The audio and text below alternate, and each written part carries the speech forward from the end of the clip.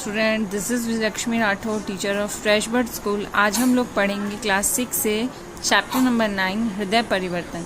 ये एक छोटी सी कहानी है या छोटा सा संवाद है जिसके अंदर मगध के सैनिकों ने 4 साल तक कलिंग पर महल की चारों ओर घेर के रखा था और वो जीत नहीं पाए थे, लेकिन उन्होंने हार नहीं मानी। वहाँ पे राजकुमारी जो पद्मा थी वो लास्ट में युद्ध करने आती है। उसी को देखकर राजा अशोक जो होते हैं वो युद्ध छोड़ जाते हैं और बोलते हैं कि मुझे युद्ध अब नहीं करना है, और वो बौद्ध धर्म की शरण में चले जाते हैं। इस कहानी का यही उद्देश्य है कि हमें सबके साथ प्रेम और करुणा का व्यवहार करना चाहिए, सुख शांति से मिलजुल कर रहना चाहिए और मानवता की भलाई के लिए जो भी काम हो उसी को करना चाहिए। तो पढ़ना स्टार्ट करते हैं। पहला दृश्य है कि मैदान है, सैनिकों का शिविर लगा, मतलब कैंप लगे हुए हैं, झंडा फहरा रहा है मगध राजा का। पताका के पास, पताका मतलब होता है झंडा। अशोक शिविर है, शाम संध्या मतलब शाम हो चुकी है, आकाश में तारे टमटमा रहे हैं, शिविकों में दीपक जल गए हैं और अशोक जो है वो टहल रहे हैं। उनके मुंह पर बहुत चिंता है और कुछ सोचते हुए बैठ जाते हैं। तो अशोक बोलते हैं, 4 साल से हम लोग युद्ध कर रहे हैं, कलिंग को आज तक जीता नहीं जा सका। दोनों ओर से बहुत सारे आदमी, लाखों घायल हुए, पर आज भी हम लोग असफल है। इसका परिणाम क्या होगा? तो एक सैनिक जो द्वारपाल होता है वो बोलता है, संवाददाता आना चाहते हैं, मतलब कोई आया है। सम्राट अशोक की जय हो, शुभ संवाद है। गुप्तचर समाचार लाया है कि कलिंग के महाराज लड़ाई में मारे गए, मतलब कि राजा वहाँ का कलिंग का मर गया। तो अशोक बहुत खुश होते हैं कि मारे गए तो मगध की विजय हुई, कलिंग जीत गया। लेकिन अशोक बोलते क्यों नहीं, चुप क्यों हो?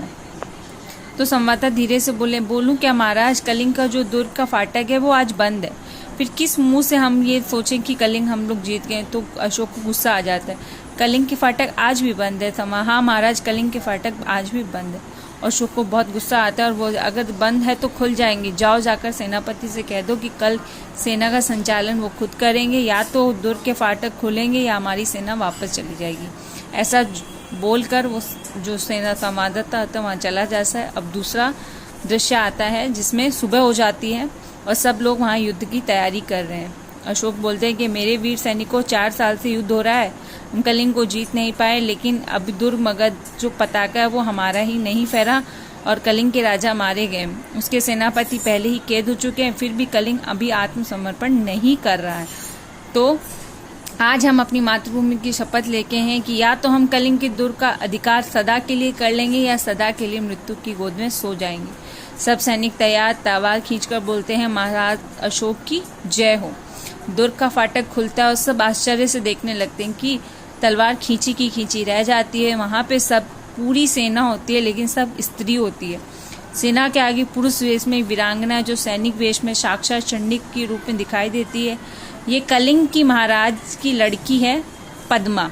स्त्रियों की सेना अशोक है, कुछ दूरी पर रुक जाती है और अशोक के सिपाही मंत्रमुग्ध होकर देखते रह जाते हैं। मतलब इतनी सारी औरतें सजी तजी सैनिक के रूप में होती है। तो पद्मा आगे बढ़कर अपनी सेना से बोलती है कि बहनों, तुम वीर कन्या हो, वीर भगनी हो, वीर माता हो, वीर पत्नियां हो। जिस सेना में तुम्हारे भाई, पुत्र, पति और पिता की हत्या हुई है वह तुम्हारे सामने खड़ी है। आज उसी सेना में तुम्हें लोहा लेना है, मतलब कि जीतना है, तुमको उनको हरा देना है। तुम अपने प्राणों की जन्म भूमि की पराधीन होते देखने तुमने सदा के लिए अपनी आंखें बंद कर लोगी। अशोक यह सब देखकर साक्षात दुर्गा कलिंग की रक्षा के लिए युद्ध भूमि में उतर आए। शेष सैनिक सभी स्त्रियां हैं, क्या स्त्रियों से युद्ध करना होगा? अशोक अपने आप से पूछता है, स्त्रियों से वध करना होगा? ना, मैं स्त्री का किसी का वध नहीं करूंगा, मुझे विजय नहीं चाहिए, पाप मैं कभी नहीं करूंगा, मैं शस्त्र चलाऊंगा ही नहीं। और स्त्रियों पे हाथ ना उठाकर वो आगे बढ़कर बोलता है कि तुम कौन हो देवी? तो पद्मा बोलती है, मैं कलिंग महाराज की कन्या हूँ, मेरे हत्यारे अशोक की सेना से लड़ने आई हूँ। जब तक मैं मेरी वीरांगनाएं कलिंग के भीतर कोई पैर नहीं रख सकता। मतलब वो अपनी सेना को, अपने जो राज्य है उसकी रक्षा करने के लिए वो आ गई है। कहाँ है अशोक, कहाँ है मेरे पिता का हत्यारा? मैं उससे दबदब युद्ध करना चाहती हूँ। 2 व्यक्तियों, मतलब दोनों सामने सामने। तो पद्मा, क्यों महाराज? अशोक बोलता, शास्त्र की आज्ञा है राजकुमारी, शास्त्र की आज्ञा है कि तुम अपनी विजय की लालसा पूरी करने के लिए लाखों माताओं की गोद सुनी कर दो, लाखों स्त्रियों का मांग का सिंदूर पहुँच दो। क्या तुम्हारे शास्त्र तुम्हें यह नहीं सिखाते कि तुम हत्यारे हो? मैं तुम्हारी बलि चढ़ाकर तुम्हारे खून से अपनी प्यास बुझाने आई हूँ। अपने सिपाहियों से कहो कि तलवारें उठाए, और कलिंग की स्त्रियों तुमसे कुछ नहीं चाहती, केवल युद्ध चाहती है। अशोक सिर झुका लेते हैं और पद्मा, सिर क्यों झुका रहे हो महाराज? मैं युद्ध चाहती हूँ, केवल युद्ध। आज आपके भीषण युद्ध की पूर्णाहुति होगी, मतलब कि आज मैं उस युद्ध को खत्म कर दूंगी। अशोक, बहुत हो चुका राजकुमारी, अब मैं युद्ध नहीं करूंगा, कभी युद्ध नहीं करूंगा, और तलवार को नीचे फेंक देते। पद्मा, ये क्या महाराज?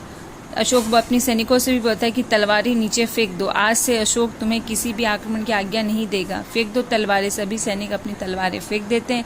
पद्मा, मैं भुलावे में नहीं आ सकती महाराज, मैं आपसे युद्ध करती हूँ, मुझे अपने पिता का बदला लेना है। अशोक बोलते हैं, लीजिए बदला राजकुमारी, मैं अपराधी हूँ। जिस अशोक ने लाखों का सिर काटा है और जिस अशोक का सिर किसी के आगे नहीं झुका है, वह आपके आगे आज झुका रहा है। लीजिए इस सिर को, और मैं हथियार नहीं उठाऊंगी, मेरी प्रतिज्ञा अटल है। पद्मा बोलती है, तो जाइए महाराज, स्त्रियों भी निहत्तों पर वार नहीं करती है, आप अपनी प्रतिज्ञा की रक्षा के लिए जीवित रहिए। और स्त्रियों की सेना दुर्ग में वापस चली जाती है। ये यहाँ पे युद्ध खत्म होता है। फिर तीसरा दृश्य आता है जिसमें अशोक और उसके सरदार पीले वस्त्र धारण कर चुके हैं और वो अब बौद्ध के भिक्षु बन गए, मतलब कि बौद्ध धर्म के पीछे चल दिए हैं। बौद्ध भिक्षु से कहो, मैं प्रतिज्ञा करता हूँ, जब तक मेरे शरीर में प्राण रहेंगे, अहिंसा ही मेरा धर्म है, अहिंसा ही मेरा धर्म होगा। मैं सबसे प्रेम करूंगा, मेरी करुणा का सदावत सबको मिलेगा। मैं सबसे प्रेम करूंगा, मेरी करुणा का सब पे करुणा करूंगा। बौद्ध भिक्षु, प्रतिज्ञा करो कि जब तक मैं जीवित रहूंगा अपनी प्रजा की भलाई करूंगा, सब प्राणियों को सुख शांति से पहुंचाने का प्रदान करूंगा और सभी धर्मों का समान दृष्टि से देखूंगा। अशोक, मैं प्रतिज्ञा करता हूं कि मैं जीवन भर आपकी आज्ञा का पालन करूंगा। बौद्ध भिक्षुक बोलते हैं, बुद्ध शरण गच्छामि, धम्म शरण गच्छामि, संघ शरण गच्छामि। अशोक भी इसका उच्चारण साथ साथ में कर दें, बुद्ध शरण गच्छामि, धम्म शरण गच्छामि, संघ धर्म गच्छामि। इस कहानी से हमें ये शिक्षा मिलती है कि जीवन में अगर जीवित रहना, जो जीवन में प्रेम, करुणा, अहिंसा के भावों को अपना लेना चाहिए, ताकि हम भी खुश रहें और हम औरों को भी खुश रह सकें। कहानी तो अच्छे से पढ़िएगा, रीड करिएगा। Thank you.